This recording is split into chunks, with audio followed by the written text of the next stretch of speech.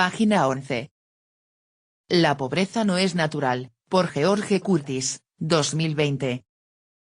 Capítulo 1. El gran enigma de nuestro tiempo. Creo que hay en el verdadero cristianismo un poder para regenerar el mundo. Henry George, La cuestión de la tierra. Henry George es mejor conocido por su obra clásica de 1879, Progreso y pobreza. Esto buscaba explicar por qué la pobreza tiende a aumentar y profundizarse, al igual que la sociedad humana se vuelve más eficiente en la producción de riqueza. En su introducción, describió cómo era natural esperar, y se esperaba, que las invenciones ahorradoras de trabajo aligeraran el trabajo y mejoraran la condición del trabajador, y cómo el enorme aumento en el poder de producir riqueza haría realidad que la pobreza es cosa del pasado. Sin embargo, en la época de George e incluso, ahora en el siglo XXI, todas estas fuerzas que mejoran la productividad no lograron abolir la necesidad y el miedo a la necesidad generalizados. Al observar que la pobreza es tanto una característica donde prevalece un gobierno autocrático como donde el poder político está en manos del pueblo, George infirió que debe haber una causa común para este fracaso. Observó que encontramos la pobreza más profunda, la lucha más aguda por la existencia y la ociosidad más forzada, donde la población es más densa, la riqueza más grande y la maquinaria de producción e intercambio más desarrollada.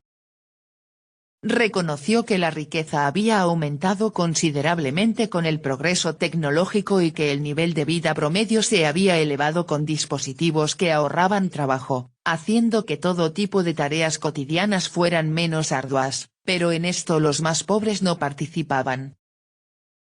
No quiero decir que la condición de la clase más baja no haya mejorado en ninguna parte ni en nada, pero que no hay en ninguna parte ninguna mejora que pueda atribuirse al aumento del poder productivo. Quiero decir que la tendencia de lo que llamamos progreso material de ninguna manera es mejorar la condición de la clase más baja en lo esencial de una vida humana sana y feliz. Para ilustrar esto, George ofreció una imagen que ha sido ampliamente citada. Las nuevas fuerzas, por elevadas que sean en su naturaleza, no actúan sobre el tejido social subyacente, como durante mucho tiempo se esperó y creyó, sino que lo golpean en un punto intermedio entre arriba y abajo. Es como si se forzara una cuña inmensa, no por debajo de la sociedad, sino a través de la sociedad. Los que están arriba del punto de separación son elevados, pero los que están abajo son aplastados. Desafortunadamente, la explicación de Henry George sobre la causa de este fenómeno y la solución que propuso han recibido menos atención.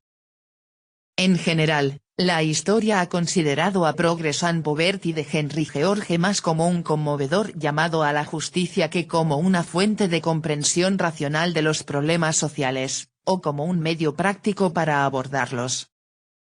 Pero advirtió: esta asociación de la pobreza con el progreso es el gran enigma de nuestro tiempo. Es el hecho central del que surgen las dificultades industriales, sociales y políticas que desconciertan al mundo, y al que se enfrentan en vano los estadistas, la filantropía y la educación. De ahí vienen las nubes que se ciernen sobre el futuro de las naciones más progresistas y autosuficientes. Es el enigma que la esfinge del destino plantea a nuestra civilización y que no responder es ser destruido. Prácticamente todos los intentos de resolver este enigma han concebido el problema en términos de uno u otro, o la sociedad debe abrazar sin piedad los mercados libres, aunque en las circunstancias actuales muchos quedan inevitablemente rezagados, o debe confiscar y redistribuir la riqueza para hacer cumplir la justicia, aunque el despilfarro y el fraude son los concomitantes inevitables. Henry George rechazó esta dicotomía y reconoció que, en las condiciones adecuadas, el trabajo y el capital trabajaban de la mano. George se dio cuenta de que el problema radica en la forma en que se enseña la economía, como afirmó en el capítulo final de Progreso y Pobreza. Se ha llamado a la economía política la ciencia funesta y, tal como se enseña actualmente, es desesperanzada y desesperanzada. Pero esto, como hemos visto, se debe únicamente a que ha sido degradada y encadenada, sus verdades dislocadas, sus armonías ignoradas, la palabra que pronunciaría se amordazó en su boca, y su protesta contra el mal se convirtió en un respaldo a la injusticia. Liberada, como he tratado de liberarla en su propia simetría, la economía política está radiante de esperanza. Este sigue siendo el caso. Los puntos de vista dominantes de hoy en día sobre la economía política, particularmente en lo que informan las políticas públicas, no reconocen tal simetría. En opinión de George, esta simetría revelaba que la forma natural de financiar el gobierno era la renta de la tierra en lugar de los impuestos y que, al hacerlo, se eliminaría una de las principales causas de la pobreza para que todos pudieran compartir equitativamente la riqueza producida. Página 13.